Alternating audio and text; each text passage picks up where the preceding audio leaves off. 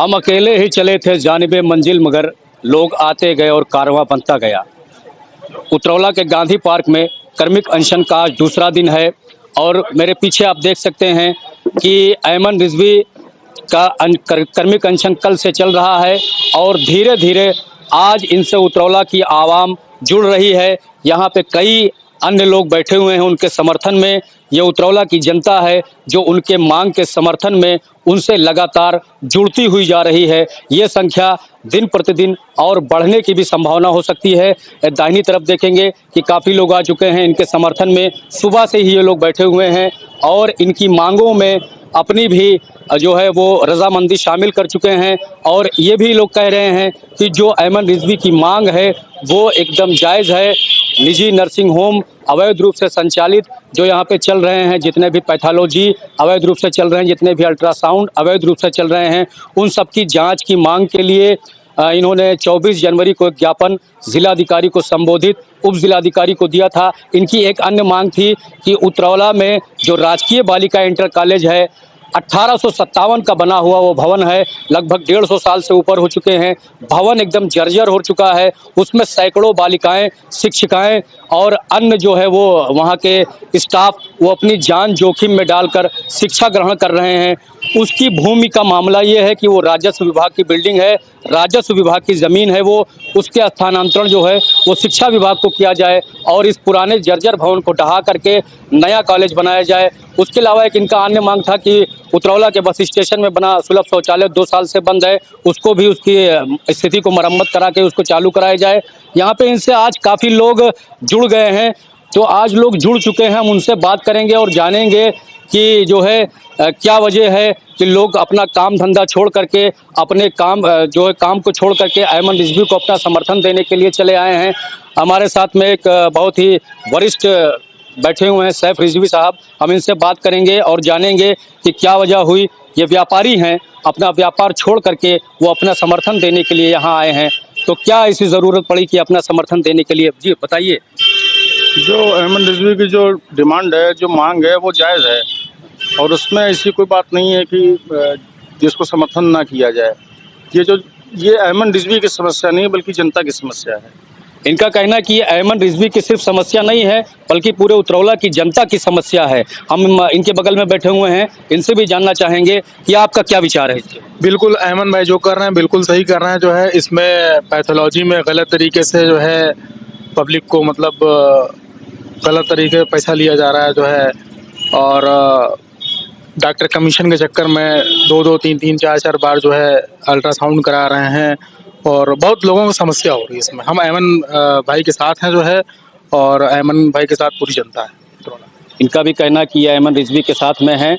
यहाँ की जांच जो है वो 2-2, 3-3 बार, 4-4 बार, कई बार लोग जांच करवाते हैं और फिर होता ये है कि जब वो कहीं बाहर जाते हैं तो उस जांच को रद्दी की टोकरी में डाल दिया जाता है, उस जांच को माना ही नहीं जाता है, फिर को नए सिरे से जांच कराना पड़ता है। हमारे यहाँ पे जो है उनके समर्थन में नगर पालिका परिषद के भावी उम्मीदवार हैं, यहाँ के दावेदार हैं, अध्यक्षीय पद के लिए मंजूर कुरैशी साहब यहाँ बैठे हैं। हम इनसे भी जानना चाहेंगे कि क्या विचार है इनका। ये कल से डटे हुए हैं इस मामले पर। अयमन भाई जो भी कर रहे हैं ठीक कर रहे हैं, और सबसे बड़ी बात यह है कि ग्रामीण के लोग भी आते हैं, अल्ट्रासाउंड 4-4 बार होता है और अयमन भाई का हम स्वागत करते हैं पूरे जोर से, उनके लिए हम समर्थन करते हैं। इनके समर्थन में जुटे हुए स्वागत कर रहे हैं उनका।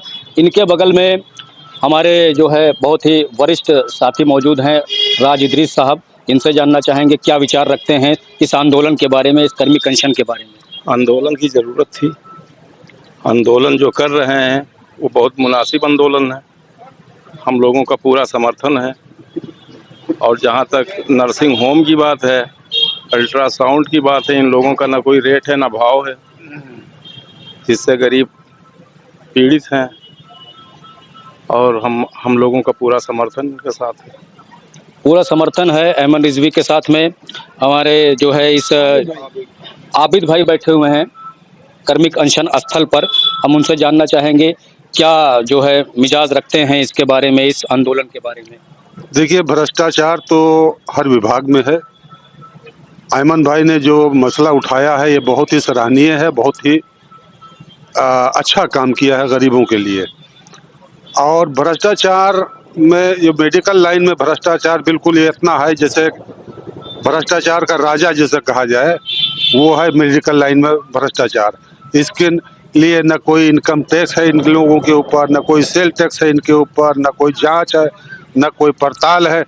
जो कह दे उतना दाम उनको दो, और गरीब जनता इससे त्रस्त है और हम भी इससे त्रस्त है। और अयमन भाई ने जो किया है वो बहुत अच्छा किया, और इस आंदोलन को और आगे बढ़ाया जाएगा। आंदोलन को और आगे बढ़ाने की बात कहा है कि अगर मांग नहीं पूरी होती है तो आंदोलन और आगे बढ़ेगा। इधर भी कुछ लोग बैठे हैं जो है, तो खैर बहरहाल वो उनके समर्थन में हैं, सुबह से ही डटे हुए हैं। और लोकतंत्र सेनानी चौधरी इरशाद साहब पहले ही दिन से यहाँ पर डटे हुए हैं और इनके कर्मिक अनशन को पूरा सहयोग दे रहे हैं।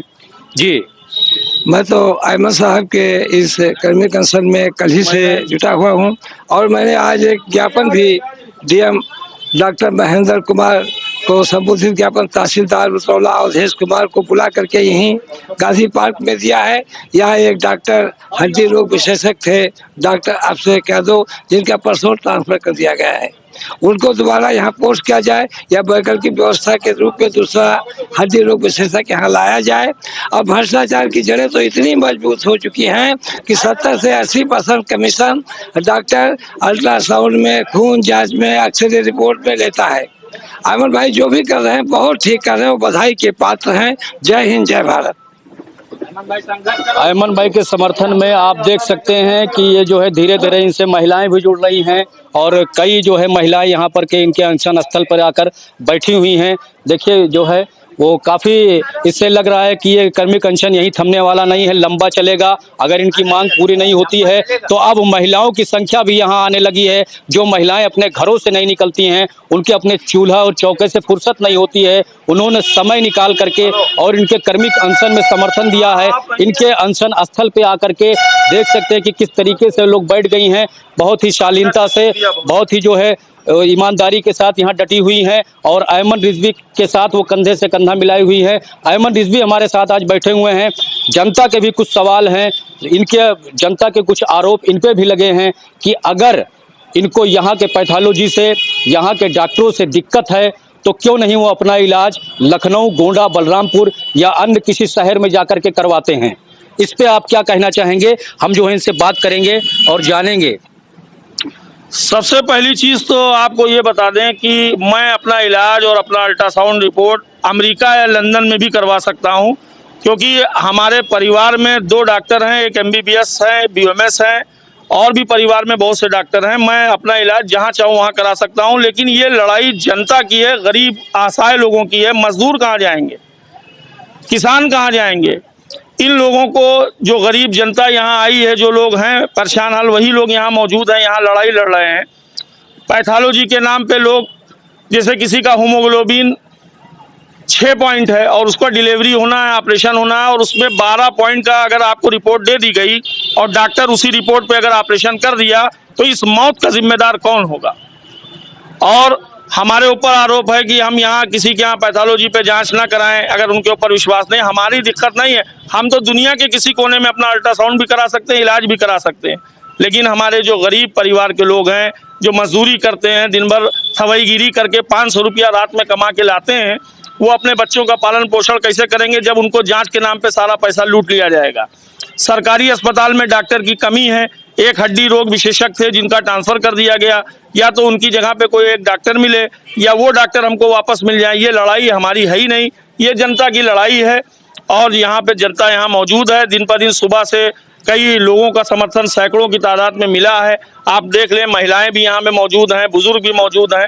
और आंदोलन तो अब ये चलता रहेगा, कार्रवाई नहीं होगी तो यहाँ आंदोलन होगा, इसके बाद आमरण अनशन, भूख हड़ताल, और उसके बाद में अगर ज़रूरत पड़ी तो आत्मदाह करने के लिए भी हम लोग तैयार हैं। नहीं, जैसे लोगों का ये कहना है कि जितने लोगों का इलाज हो रहा है, जो अस्पतालें खुले हैं, जो लैब हैं, तो आप क्या चाहते हैं कि वो भी बंद हो जाए, लोगों का वो भी इलाज ना हो पाए?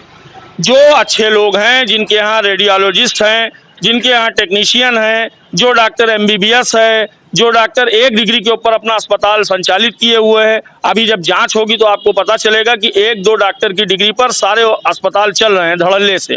मैं सभी डॉक्टरों के खिलाफ नहीं हूँ। भगवान का दूसरा रूप कहे जाने वाले डॉक्टरों के मैं खिलाफ नहीं हूँ। कुछ ऐसे भी डॉक्टर हैं जिनको हम ही लोगों ने अपनी संस्था द्वारा सम्मानित किया है, लोग उनके अच्छे कार्य को जनता पसंद भी करती है। लेकिन 2-4 को छोड़ के जो और लोग हैं जो डॉक्टरों का चोला पहने हुए हैं, मेरी लड़ाई उन लोगों से है।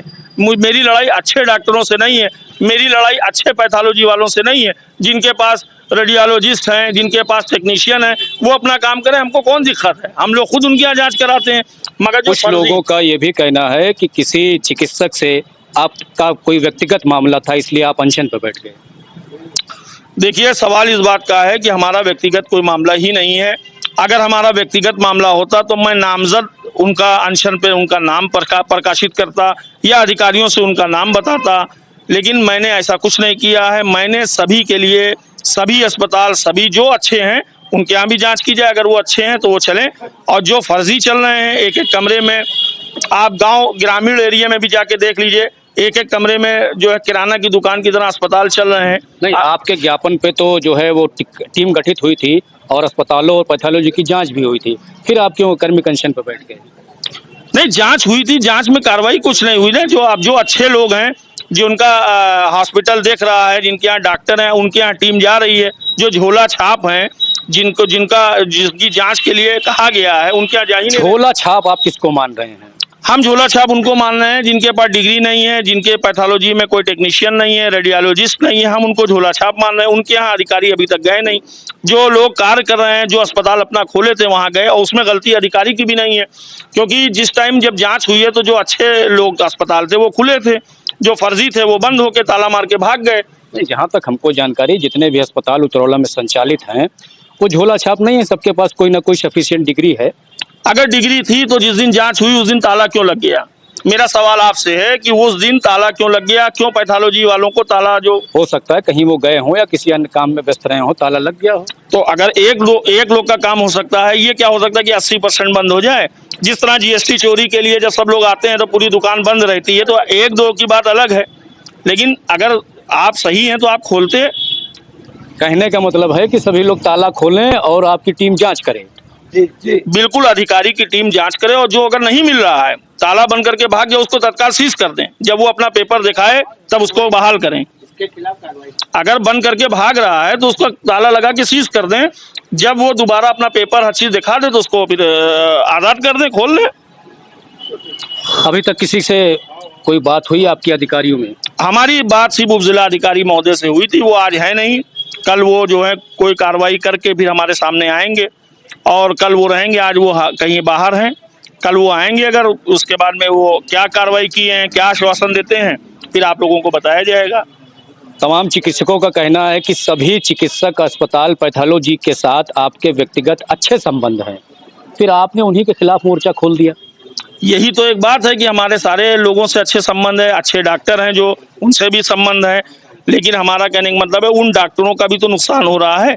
झोला छाप डॉक्टर, जो मान लीजिए, ये झोला छाप मत कहिए, तो क्या कहें आप बताइए? नहीं, उनके पास अपनी डिग्री है, वो पढ़ के आए हैं, डॉक्टर की दुकान है। आप चाह रहे हैं कि मैं नाम लेके बता दूं? नहीं, नाम मत लीजिए, लेकिन झोला छाप कहना उचित नहीं है। आपको शायद मालूम होगा कि डिग्री रशिया, चाइना से भी मिलती है, और उसका एक एग्जाम होता है, क्वालिफाई करना रहता है इंडिया, उसमें उसके बाद ही वो प्रैक्टिस कर सकते हैं। बहुत सी ऐसी डिग्री है, मेरे पास ITI के तहत पूरी जानकारी है, और वो बहुत जल्दी मीडिया के सामने रखी जाएगी कि कितने लोग हैं, कितने लोग कार्य कर रहे हैं, और कितने अस्पताल हैं, कितने डॉक्टर हैं। ये बहुत जल्द हम मीडिया के सामने एक प्रेस वार्ता करके उसको देंगे।